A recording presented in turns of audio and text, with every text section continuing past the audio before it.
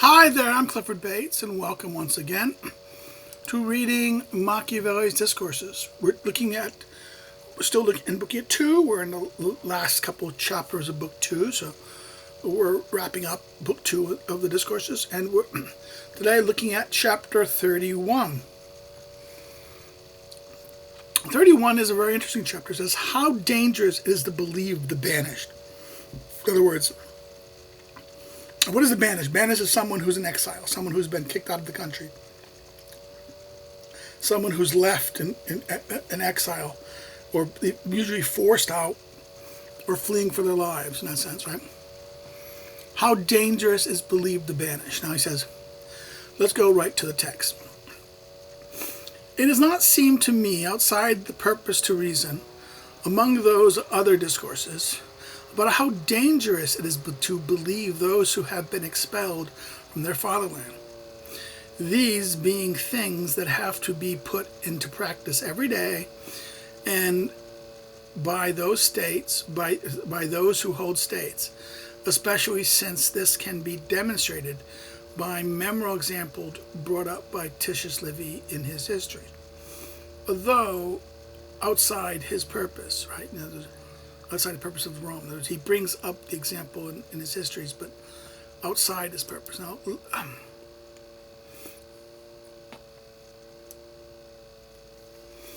again, the presupposition here is not the same Italian word used near the start of the sentence, but nearly the end, near the end of the sentence. Presupposition. This purpose or presupposition. So, the presupposition to reason. Outside his presupposition. In other words, this thing is outside of that thing.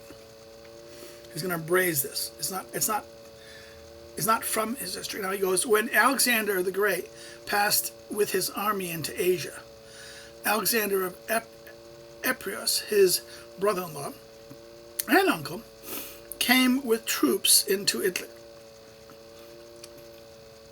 called by the banished Lucanians, who gave him hope that by means of them he could seize. Pardon. I was going to try to stop it and sneeze offline, but apologize. In other words, these banished Lusitanians promised them that by means of them he could seize that province, right? Okay. Lucan, the province of Lucan.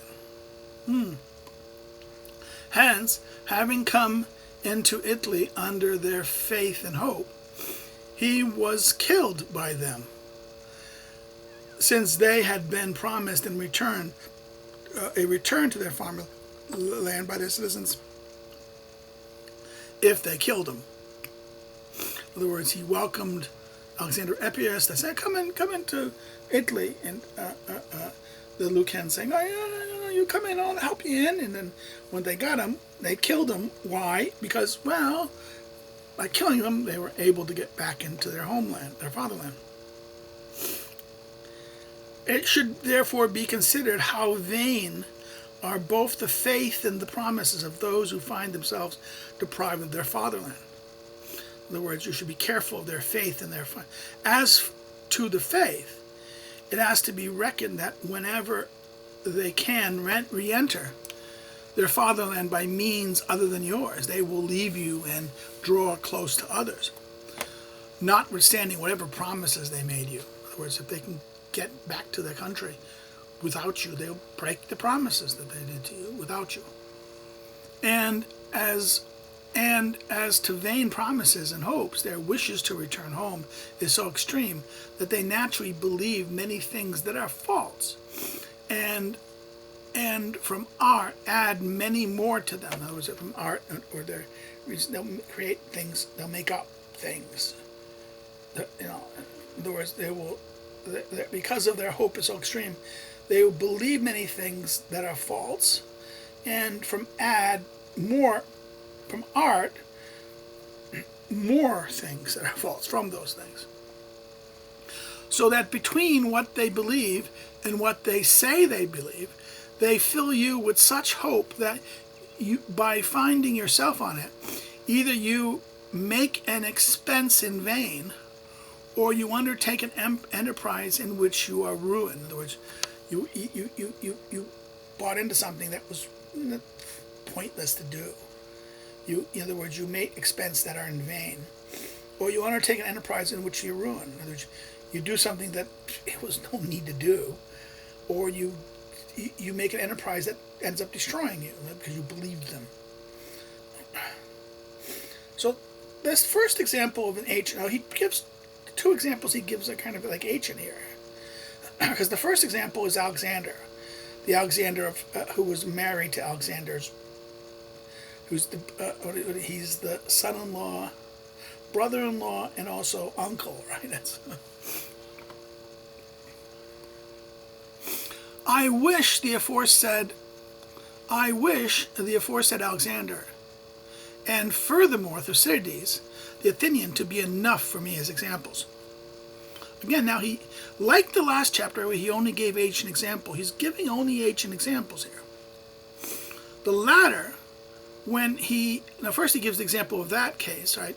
But then he moves from the other side, Thucydides. He says, the latter, when he was made a rebel, fled to Darius in Asia, where he promised him so much if he would assault Greece, that Darius turned to the enterprise. When Darius then could not observe those promises to him, either from shame or from fear of torture, he poisoned himself. If this error was made by Thucydides, Themistocles, a very excellent man, it should be reckoned how much those who err in this, who are less virtuous, let themselves be pulled more by their wish and their passion.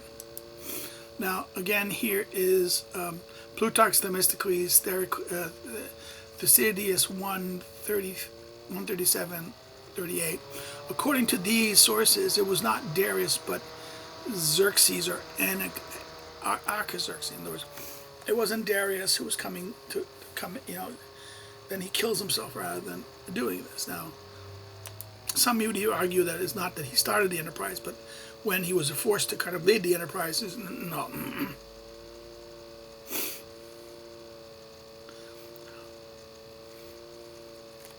Because that prince who has let himself be pulled in by these is better. In other words, even through Themistocles, a great person, a good, excellent man, will err in this way by having promises that he can't deliver on or won't deliver on. They let themselves be pulled more by their wish and their passion. Right? They want to go home. They want or get vengeance on those who harmed them. Right? A prince should thus go slowly in taking up enterprises on the reports of someone who's banished. A different word from the used the title in the chapter here relates to the terms we have translated as borders. So therefore, those who are someone who's been outside the borders, right? Since most often he is left either with shame or with some very grave harm. In other words, should be very careful because either shame he's forced to do this by shame or some great harm, and therefore maybe he has ulterior motives, right? And because taking towns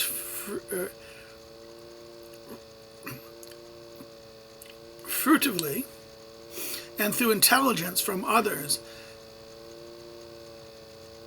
in them rarely succeeds. In other words, taking things furtively and through intelligence from others, this rarely succeeds.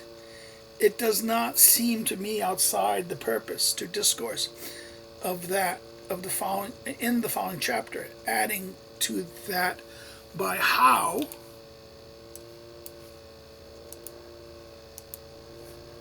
many modes the Romans acquired them. In other words, next chapter we're going to talk about the modes that Romans acquired cities. But here he argues about the what? It doesn't, it really succeeds through intelligence and things like this.